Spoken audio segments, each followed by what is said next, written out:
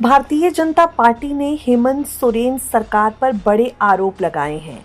BJP ने राज्य में वित्तीय कुप्रबंधन का आरोप लगाते हुए कहा है, झारखंड में 26 सालों में पहली बार ऐसा हुआ है कि किसी महीने के 11वें दिन भी सरकारी अधिकारियों और कर्मचारियों को वेतन नहीं मिला।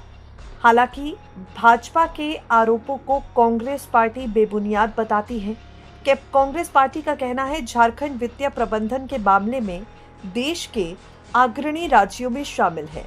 भाजपा के प्रदेश प्रवक्ता प्रतुल शाहदेव इस बारे में पत्रकारों से बातचीत करते हुए कहते हैं, राज्य सरकार के वेतन पर सीधे तौर पर 2,35,930 अधिकारी और कर्मचारी निर्भर हैं।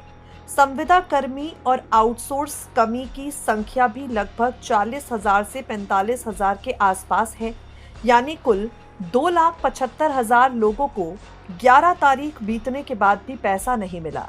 करीब 15 लाख लोग इन वेतन कर्मियों पर आश्रित हैं।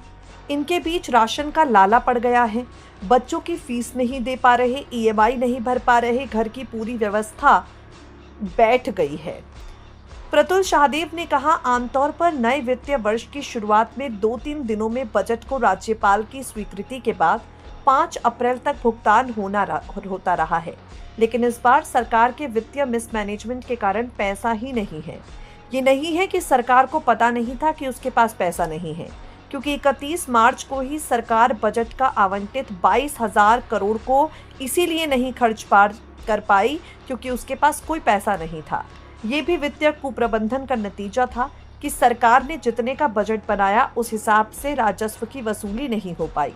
31 मार्च को तो वेज एंड मीन्स एडवांस के जरिए कुछ स्थिति बची। जो केंद्र सरकार पर सौतेले दर्जे का आरोप लगाते हैं, उन्हें याद रखना चाहिए कि 31 मार्च को ही केंद्र सरकार ने राज्य को 2300 करोड़ ग्रामीण विकास, पंचायती राज और 292 करोड़ नगर विकास को ट्रांसफर किया। उसके बाद भी खजाना खाली हो गया। मुख्यमंत्री हेमंत सोरेन की सरकार ने मुख्यमंत्री आवास के शीश महल के लिए 100 करोड़ के लगभग का बजट आवंटन कर लिया। कैबिनेट में भी पास कर दिया, टेंडर भी निकल गया। सिर्फ मूल भवन की कीमत 67 करोड़ है।